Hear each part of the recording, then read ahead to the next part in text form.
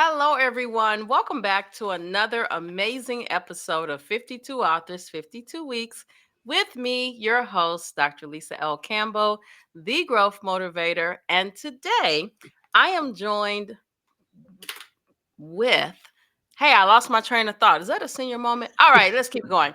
I am joined with me today is Sue Bowles, author of, and you say this so much in the book, I almost feel like it should be a song or something. This much I know, the space between. Welcome to the show. Thanks, Dr. Lisa. I'm looking forward to this. This is going to be fun.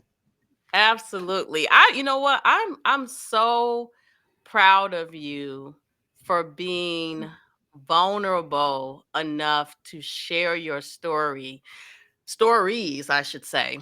Um, because we got enough reality TV that's out there today. And I think people need to heal.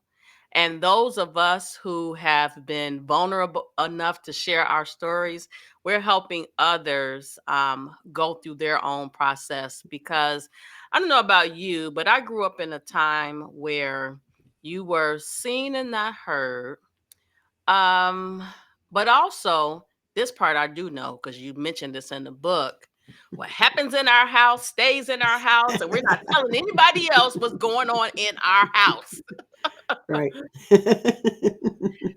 So, Keep up the image. Yeah. yeah, yes, no, we don't have cockroaches. So, tell our listening, viewing audience a little bit about your background and whatever else you want to share before we get into a little bit of the book, because we want them to get their own copy. So we don't want to tell them everything, but we'll talk about some things in the book. All right. So yeah. So I'll leave out the story part of who I am and what I do. Uh, but I was raised in Dayton, Ohio. I now live in Central Ohio. And there were six kids in our family. One passed when he was two, so I'll meet him when I get to heaven. And just I love having an opportunity to pour into people. That has become my heart. I went to grad school, spent 8 years on the college campus with a master's degree, and now I speak and I write, and I'm a master certified life coach, helping other people in their journeys, so that I get a chance to live my step ahead that we'll get into as well, which is the business name and the whole concept behind that. But I love what I do. I love the opportunity to hear somebody else's story. When they share that with me, that's a treasured moment and a sacred moment that I don't take lightly. And when I have that opportunity, it's just a treasured moment. So love what I'm doing now. How I got here is what we're going to get into, but the message behind everything is the important part today. Oh, and this much I know. You're so good. You know what? Every time I saw it, it made me smile, and I'm pretty sure that Rusty is smiling down from heaven, even though you didn't get an opportunity to meet each other. You'll meet at an appointed time, Yep. and it'll be like you knew each other your whole lives. Hmm. Yep. Yep.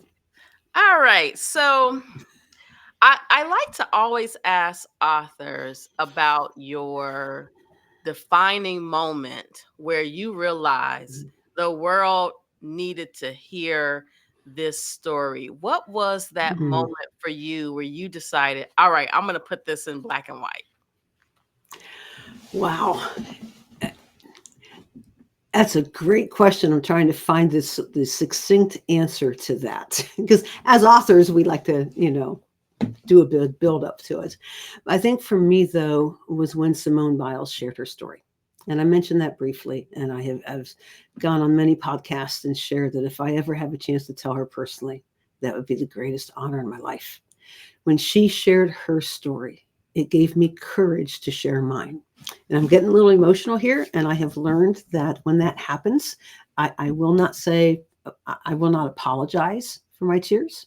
I will say, please understand them and thank you for understanding because it's my story. And I'm allowed to cry over my story. And um, no, but when Simone shared her story and everything that happened, that gave me courage because that was right around the time I was dealing with my childhood trauma for the first time. And when you're in that situation, you are shrouded in secrecy. In my case, it was over 40 years worth of secrecy. And before I even started dealing with it. And there was such freedom in that and empowerment in that. And I was like, if she can do it, then this is burning in me, and I needed somebody to give me that courage. And her sharing her story gave me mine. Wow. So I have not read her book yet. Um, but I watched something on Netflix that talked about her life and journey. But I feel like there's more that I'm missing. And since her hubby is playing for the Chicago Bears, I'm gonna have to check that out. Well, when I read the book, I literally could picture the 7-year-old version of you going Mhm. through the trauma that you experienced. And one of the things it that occurred to me was that I know you wrote this book, but I think there needs to be a animated, illustrated version of parts of the book for little Mm. girls to have so that if that were to happen to them, they would have a Mm. frame of reference that would help them know what to do next, be brave enough to do Mhm. the next because you held on to this for a very long time. But luckily, you had some really cool people in your life that Yeah. I would say that partnered with you. I mean, Ed must have been like, I felt like I knew Ed. So you had Ed was a gem. yes, all of these amazing people Yeah. who helped usher you into where you are today. And I really believe that the children of today, they need us. They Mhm. don't need TikTok reels that show them fashion and all these things. They need books that gently talk about these things and for them to say, well, mommy, you know what? Right, to start the conversation. And then prayerfully, mommy can handle it because as Mhm. you talk about in the book, um, and my mom said this all the time, kids don't come with user's manual. And I did the best that I could do Mhm. with what I had. Right. But kids need help today. Mhm. I have never had anybody tell me that about suggested being animated. That is powerful, and thank you for that. And something I will certainly be praying about and thinking about. 'Cause I've thought of a lot of things about my story and where things are going, but never considered that. And that puts a whole different dimension to things. It does. And you could look, I consider myself a creative, but not a creative. But I could see where the little characters could be like some little animals, right? And it doesn't have to necessarily be people, but it is people. You know what I mean? But anyway, Mhm. um, I feel that so many people are broken, as evidenced by the world that we're living in today. And I'm on a mission to bring books back to the forefront of our day to day life experiences because I know as a child, reading books gave me the imagination that I have today Mhm. just from reading. Wow. There's power in the book. There is power. And yes, it's easy right now to have it on your phone and your Kindle and everything. I want a paper copy. I want the paper copy. I want to be able to highlight this thing. I want to see it be dog-eared. I want to write my notes in it. Um, Highlighting notes. I like to write notes. So I had a moment where you said Daddy didn't want to call the exterminator because he had made up his own concoction. Um, Mhm. it just brought back so many memories of my childhood that I kind of have forgotten about. And they weren't negative Mm. things. It was just things that happened. Like I remember one day there was a mouse underneath something, and my dad had this mallet and was hitting the mouse to kill it. I'm like, oh my gosh, what are you doing to this mouse? But why are we still in this house? So Yeah. let's start to talk a little bit about the book. And since this is your story, I don't want to take the light away from you. But I would like for you to start to talk about some key messages that you want our listening, viewing audience to know about. And by Mm. the way, I love the titles of the chapters. They were definitely appropriate and gave me pause, like hurt people hurting their kids. Oh, I went through some things just from that title alone. Mm. That title, and I say, that's the first chapter, and I say it in the book that it made things make sense. It didn't excuse anything, but it made it make sense. And that was a real freeing thing for me. Because when you're getting ready to, when you're writing something and you're saying, "Here I am, world. This is me. Take me or leave me." Um, there's a lot that goes into that. And actually, what the initial thought of the book was versus what came out were a little different. Really, about the only thing that the original idea was to share stories and lessons I had learned, and that part about this much I know at the end of each chapter um, was like the culminating of it. I did not expect to be telling my entire story, so but it became Mm. very therapeutic. But yeah, when to yeah to take that step and to put things out there was daunting and freeing at the same time. And it's it's just a whole different thing that you don't enter into lightly when you're doing something like this. But to be able to share the stories, and I think one of the big lessons, not lessons, but one of the key takeaways, the messages in that book is that no one is too far gone, that there is hope. That is one of the things I struggled with was I'm too far gone, I'm too screwed up, I'm a total waste of space. And that's one of the things that is burning in my heart now when I'm out speaking is that message that there is hope.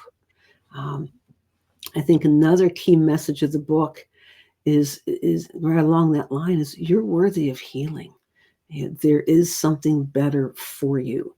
And and I say these things because every person needs to hear these. They might think it in their head. It might be a silent hope, but there's so much chatter. Frederick Buechner calls it the endless chatter of human thought. And there's so much chatter in the brain, and the story that we have told ourselves is faulty, and we have to get the story straight. And that's what part of this book was about. And the message I put out there now is helping someone get the story straight. And the other one other the key takeaway I want people to get from the book, and it's a hard truth, and I'm a brass tacks bottom line kind of person, and it's that you will go through the healing mountain, and you got to have a travel buddy because it is not a pleasant journey. It's not a journey that can be avoided. It's not something you can go around. You have to go through. And I am living proof that you will survive. I'd say those are three of the key messages right there. Oh, this much I know. Listen, when I read the book, I started to think about people that I know who I've watched them with their kids, and now the kids are adults. And I recognize that there's some healing that needs to take place in both areas, but they're not willing to seek that Mm, help, to go through the process. And it is my desire that through a book, someone will pick up a book, pick up this book, and read the stories and say, wow, I went through that. And I'm not talking mm. about, the bad things that happen, but the good things as well. Like when you got your job at the fast food restaurant. Um, I smile because my first job when I in 1989 was at McDonald's. I was a manager, and I tell people all the time that job became a part of the fabric who is Lisa, because I learned how to manage people, processes, resources. I learned that there were no big I's and little U's. And people like, you learned all of that from McDonald's? I'm like, Mhm, yeah, it mhm, was an experience that I embraced, and it helped contribute to who I am today. But so many people need to step out. I say step out on faith and go through the journey of healing, because it's so much waiting for you on the other side. mhm. There is there's a few years ago, we launched something called the Dare to Believe movement. And it is about challenging people on how they answer the question, do I believe that I matter? It's one thing for someone to say, I believe in you, you can do this. But if that endless chatter of human thought is still chattering away, those are just empty words that are flying right by your ear. And, another hard truth, until each person can answer that question in a positive, firm way, bedrock way, permanent life change cannot and will not happen. That's a hard truth. But yes, each person needs to be able to evaluate that question. Do I really believe that I matter? And if so, how am I showing up for myself today in the hard journey with the hard questions? In the appointment I don't want to keep with my counselor because I know what we're going to talk about and I got to drag my backside there anyway. There's this stigma associated with therapy. Hmm. And I equate therapy to the different tools that I have on my tool belt, right? I Hmm. need to learn how to eat better. So I go to a nutritionist. I need medical care. So I go to a medical doctor. Um, I need my facial. So I have the esthetician, right? You need these resources on your tool belt to help you in your walk. But many people think, what are people going to think about me if I go to therapy? And I'm like, they're going to think you human, because the people who don't go to therapy, those are the ones that I'm worried about, because they have all of that anger and frustration bottled up. And as you talked about in the book, it leads you down these paths of doing things that are not necessarily healthy for you. Hmm. Yeah, I think, and to put it out there, I'm still with Amanda, and Amanda is my counselor. And because life happens, and people are like, "You're still with her," and then no one really says that to me, but once in a while, they're like, somebody might think that. It's like, and that's fine for them to think that. I am doing what I need to do for me. The whole concept of my step ahead, which is you only have to be a step ahead to help the person behind you, is that I'm still reaching out to Amanda for support and other people, but I have lived experience And with that experience, I can reach back and help someone else who's just starting or going through something I've gone through.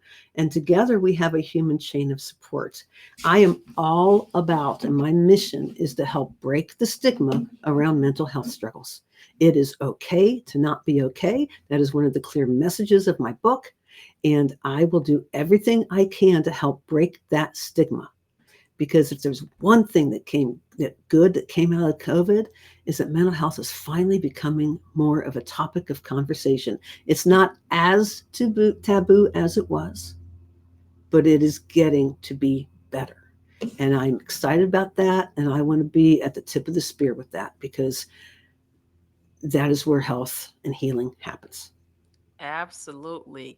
And I think that the reason that we're in the predicament that we are in today is because of the cuts to mental health services. There's a shortage of mental health professionals. So I'm excited about telehealth and how it Mhm. can help people get help, because they may not have wanted to go to a building, but they will hop on this telehealth platform and Mhm. have a conversation because they feel safer in their Right. own place, but they can Mhm. get the help that they need. Right. Very much so. And in fact, Amanda wasn't here in Ohio and then she moved to South Carolina. She maintained her license in Ohio. So we now meet virtually. I was in South Carolina a couple of years ago and drove 3 hours to see her. I'm like, I cannot be in your state and not come see you after 5 years. So it was the first time we'd seen each other since then. And it was wonderful. We have a fantastic chemistry. It's almost And like these people um, in your life. You have these people in your life, um, Ed, Michael. You just have these people in your life that literally have been pulling you along the way. it just it dumbfounds me at times. For the longest time, I was like, God, why me? I used to be hacked off at God. If you love me, why'd you let this happen? And even just recently, as in 2 weeks from the time, 2 weeks ago from the time we're recording this, he lifted the veil and showed me his faithfulness through it all.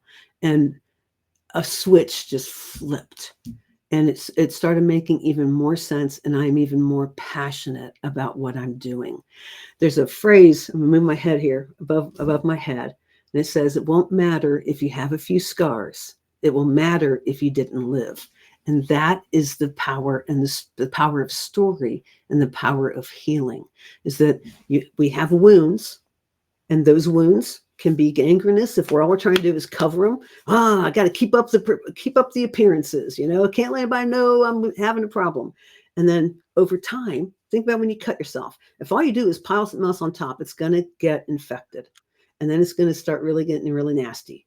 And until you rip off that bandage and you scrape it out because you got all this junk underneath, not until you go through that process can the healing really happen. But scars are wounds that have healed and are now a story of hope for others. That's why I love that phrase behind me. And that's why I'm grateful for all these people that have come in my life that cheer me, that keep me knocked down when I need to get knocked down, and who speak truth to me. Because, like I said, my story is wrong, my chatter is wrong, my narrative is wrong, just like anybody else's. And I have to get my own story straight. I can't trust what I'm telling myself because that's what got me here. Absolutely. And I got a bone to pick with you. You didn't know I Well, had this uh-oh. bone, but I have this bone. I bring it Okay, on. Miss 26 on the ACT. I had a 19. Okay. I had a 19, and you worried about you gonna get the big fat envelope in the mail. I actually, and this is so weird, and I tell people all the time, I went from having a 19 on the ACT, believing that I deserved more, to getting a doctorate degree. Mhm. But I realized that that 19 didn't define me. It didn't present the full picture of my potential. And so Mhm. I had to keep moving forward in spite of the 19, Wow. not And 26. kudos, kudos to you. Well, and here's the flip side. One, I think I'm probably oblivious to what 26 means anymore. I think I remember it to be an okay score, but I was a B plus student in high school, but because of all the trauma and all the chatter, I did not excel to the point of what I could. I didn't have any scholarships. I paid my way through college. I had my master's degree paid off from an assistantship while I was still paying off my bachelor's. Mom and dad when said, we wish we could help you, but we can't. And I said, no offense, I don't want your help. Then way if I screw up, it's my money going down the drain and not yours. So in the same way that you used it and you said, in spite of I'm doing this, I have struggled with self-doubt and almost if I don't belong, I'm an imposter. I have struggled with it all as recent as this year. And it's just now, one, a number does not define anybody. It doesn't. It tells how good you do on a test on that day. That is all it really means. But I have struggled with the doubt. My dad was 3 points below genius. I have some of his intelligence. I have since tested. They said on the high end of average, and they think I tested low. So like, okay, so I have some of my dad's intelligence, but it doesn't mean I have the confidence that goes with it all the time. Well, I'm gonna tell you, like I did a 10-minute video on social media the other day. So I'm gonna just repeat one Mm, line that I said on this video. And that one line is, "You are enough." I think mhm, all too often we allow the voices in our head mm, to make us think that we don't deserve what God said I could have. yeah. So you are enough, irregardless of what the little people are up there saying. You are enough. And this I know, that the world that the world needs you to help in this charge, because there's so many people that have a chapter 1 inside of them Mhm, that they need to let out. right. And I appreciate that, Lisa. And the switch flipped a couple weeks ago. In the book, I talk about the Walking Stick Retreat community and how dear they are to me and how God has used them in my healing journey. And we had retreat 2 weeks ago, and that's where the switch flipped. And I have no room in my life to be timid anymore. I have a message, I have a mission, and I have a purpose, and I am full throttle ahead. And the endless chatter of human thought has become much less of negative stuff and more like where am I going next and how can I help somebody? Because that's what I'm all about from here on out. I love it. So let me ask a question. So the retreat Yep. from 2014, is this the same retreat that you're talking about? Is you go to Yep. this every year? Oh, because Twice a year, okay, spring and fall. because you didn't talk about the name of it in the beginning, so I must have missed it because I was trying to figure out what that was. Okay, so now I got No it problem. because knowledge is power, and you never know. I actually have been looking at different retreats, Hmm. and so yeah, I will add that to my list because you just never know. Just never It know. is it's called Walking Stick Retreats. It's walkingstickretreats.org is the website. And the next retreat is in Lynchburg, Virginia in September. We, Okay. we, we usually do April in Southeast Indiana, just outside Louisville. And then this one in Lynchburg is at a new facility. Okay. All right. Well, thank And you. who knows, maybe we'll meet. Right. You know what? I tell all the authors that if I'm ever in your state, it, we have to meet Yes. because, first of all, I am a hugger, so I have to get my hug. Yes. There's something powerful about hugging people. Mhm. Uh, some people do these little side hugs, but Hmm. I am the embrace you person because I just want to give you all my love, right? Yep. Yep. So Love it. who's in the picture? I'm nosy. No, this is great. So this is my dad. Okay. And I have a picture of a Christmas card he sent me one year. It says, "I will always be your biggest supporter and your loudest cheerleader."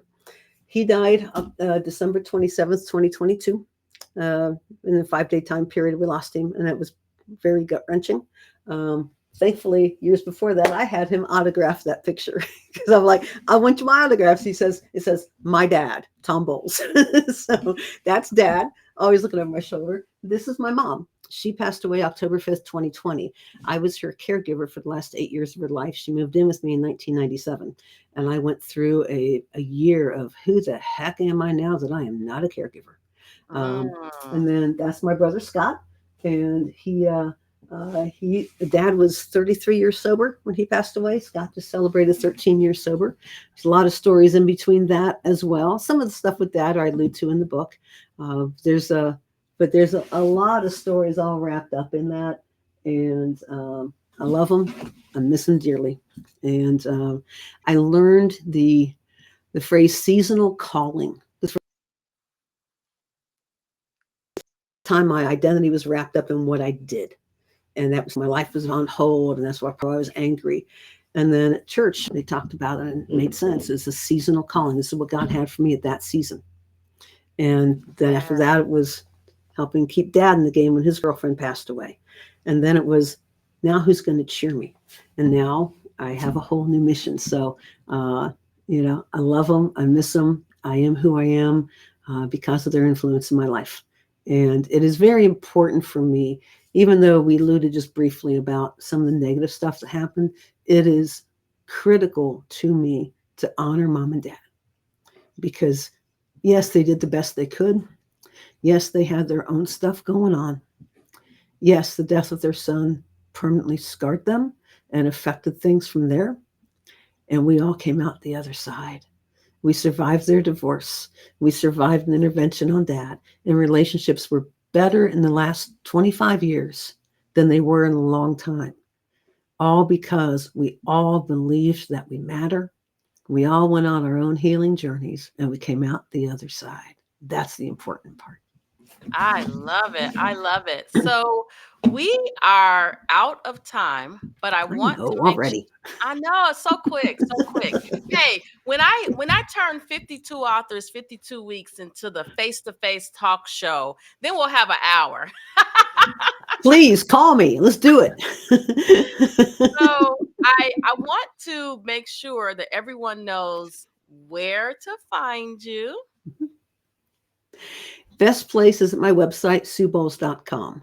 And through that, um, I have a weekly encouragement text I send out, and people can sign up for it then because no matter where you are in your journey, everyone needs encouragement for whatever it is just to get through the day. It's called Hump Day Help. They can get that at my website to sign up for that. And then for those folks who sign up, I also have a little tip sheet I send out, and that is just 5 things to help you start getting the story straight and how to capture the critical thoughts that are floating around in your head I love it. because that's where it starts. That's where it starts. Absolutely. Absolutely. So, last thing, what's one thing that you want to share with our listening viewing audience before we Mhm. go to encourage them to just take the first step? Yeah. Dare to believe you matter. That it comes down to that. Until you believe that you matter, regardless of what has happened, regardless of what anyone else has ever said to you, spoken over to you, done to you, or that you have interpreted. You do matter. And this world is a lot better with you in it. And I want to see the effect you, healed, has on the world because you have something to offer right now. You don't have to have it all figured out. You don't have to arrived. You only have to be a step ahead to help the person behind you. I believe in you. I know you can do it. The question is, do you believe in you? Well, listen, everyone, this much I know that the world is better with Sue helping us navigate the space between and after, because we all need that help. So thank you so much for being here today. Everyone else, thank you so much for listening in to another episode of 52 Authors, 52 Weeks. I'll see you next week. Thank you, Lisa.